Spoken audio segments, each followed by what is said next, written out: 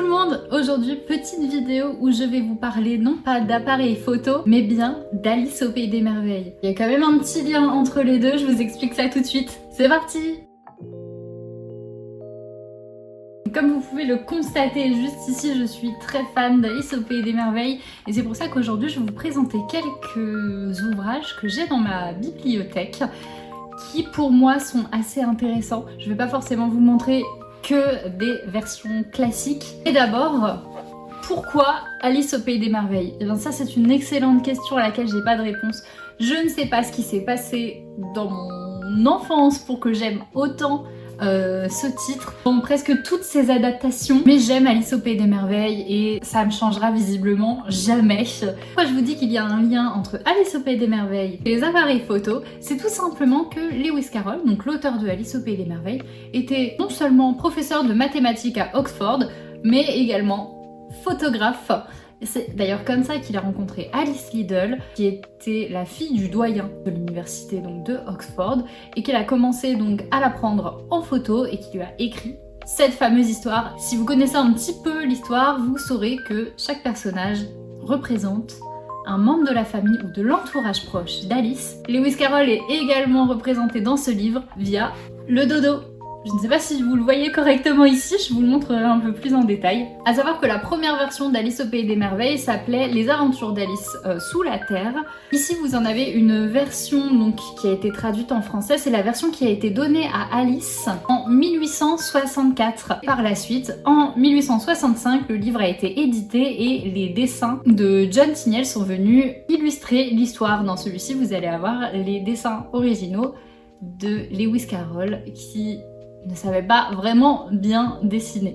Les dessins de John Tyniel, ce sont les dessins d'Alice au Pays des Merveilles qu'on connaît le plus après ceux de Disney. Maintenant on va passer au vif du sujet, la collection. J'ai une cinquantaine de titres.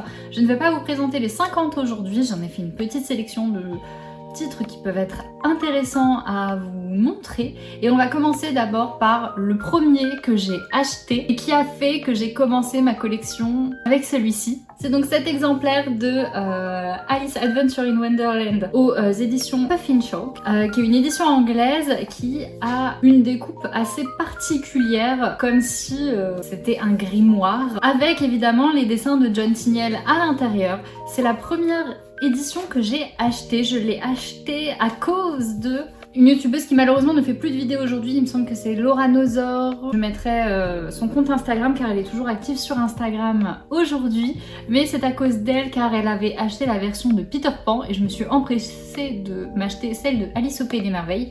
Je la trouvais très très belle, c'est un petit format poche et ça m'a permis vraiment de découvrir l'œuvre originale et donc en anglais. C'est peu commun pour un début de collection de ne pas commencer par une version dans sa langue maternelle, mais écoutez, je trouvais ça plus logique d'avoir un Alice au Pays des Merveilles en anglais et je suis très heureuse d'avoir celui-ci aujourd'hui. On va passer à une édition donc en français et cette fois-ci je vais vous présenter un tome 2 car j'ai un livre qui me tient énormément à cœur. D'une part parce que c'est une amie qui me l'a offert et qu'il y a un petit mot à l'intérieur de sa part, et dans un second temps parce que ce livre est illustré par les dessins de Benjamin Lacombe qui est un de mes dessinateurs et illustrateurs préférés. Vous avez donc Alice de l'autre côté du miroir, édité par Métamorphose, illustré par Benjamin Lacombe.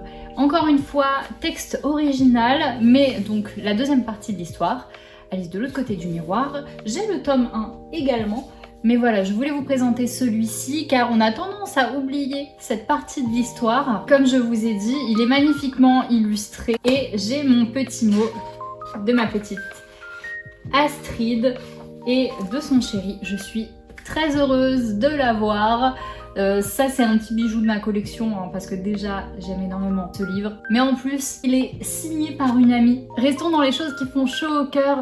Je vais vous montrer maintenant une de mes éditions Disney préférées. Vous n'êtes pas sans savoir qu'Alice au Pays des Merveilles a été adaptée chez Disney dans les années 50. Et voici un des livres sortis en 93, donc dans ces éditions France Loisirs, Club France Loisirs il me semble, donc d'Alice au Pays des Merveilles. Pourquoi j'ai choisi celui-ci alors que j'en ai d'autres? C'est que celui-ci, c'est un livre que j'ai récupéré chez mon oncle et ma tante. Je suis très heureuse de l'avoir, les dessins sont bien vieillis, les pages sont jaunies, encore quoique, ça va encore, mais je suis ravie de l'avoir et celui-ci je ne m'en séparerai pas. Je me suis séparée de pas mal d'éditions Disney étant donné que les dessins sont toujours les mêmes. Celui-ci, je le garderai. Vous allez me dire, oui, mais Morgane, le livre, il date de 1800 et tu nous montres que des éditions qui sont assez récentes. Montre-nous quelque chose de vieux. Vous voulez voir quelque chose de vieux? Eh bien, vous allez avoir celui-ci qui ne paye pas de mine, mais qui date des années 40, 1947 si je ne dis pas de bêtises. C'est une édition d'Alice, pour le coup, on ne peut plus jaunie, qui m'a été offerte, je ne sais plus par qui a de très chouettes illustrations tout de même. C'est un petit peu ma relique, hein, c'est mon plus vieil ouvrage. Donc celui-ci reste bien sagement dans la bibliothèque et il n'en sort sous aucun prétexte. Je vous ai dit en début de vidéo que j'avais quelques réécritures d'Alice au Pays des Merveilles. Je ne vais pas vous parler aujourd'hui de Bibliomania qui est sorti l'année dernière, il me semble, chez Mangetsu. Je vous en parle un petit peu plus en détail dans le dernier bilan lecture, donc soit le précédent, soit celui qui va tout juste venir. Je ne sais pas quand est-ce que cette vidéo sortira, mais je vous en parle bientôt. Je voulais plutôt vous parler d'une réécriture qui me fait beaucoup rire étant donné que avec Vanessa nous habitons en Bretagne et que celui-ci est quand même bien dans le thème. Alice au Pays des Algues, c'est un petit livre pour enfants qui retranscrit l'histoire donc d'une petite Alice qui rencontre un phoque qui va lui expliquer un petit peu pourquoi il y a différents types d'algues, dans quelle mer, sur quelle plage vivent toutes ces algues et à quoi elles servent. J'ai trouvé ça très intéressant, c'est vraiment quelque chose pour les enfants hein, évidemment, mais ce phoque lui sert un peu de lapin blanc et en même temps de chat du Cheshire. J'ai trouvé ça très chouette et évidemment cette petite Alice, comme je vous ai dit, vit en Bretagne. J'ai trouvé ça super mignon, les dessins sont très beaux. Vous allez retrouver des villes que l'on connaît, par exemple ici la station biologique de Roscoff. Évidemment, si vous êtes en Bretagne, vous savez. Hein. Donc, j'ai adoré cette lecture. C'est chez Locus Solus. Si jamais vous voulez vous la procurer, je ne sais pas si c'est toujours disponible. J'avais acheté ça à l'époque à la bouquinerie, il me semble. Je suis très contente de celui-ci. C'est un peu ma petite réécriture chouchou, étant donné que voilà, on n'est pas bretonne de base, mais on le devient. Et maintenant, je vous laisse avec quelques petits plans de la collection un peu plus en détail. J'ai été ravie de vous la présenter. N'hésitez pas à nous dire si vous aussi vous aimez Alice au Pays des Merveilles. Est-ce que vous avez peut-être un livre où vous avez une collection? Je pense peut-être au Harry Potter.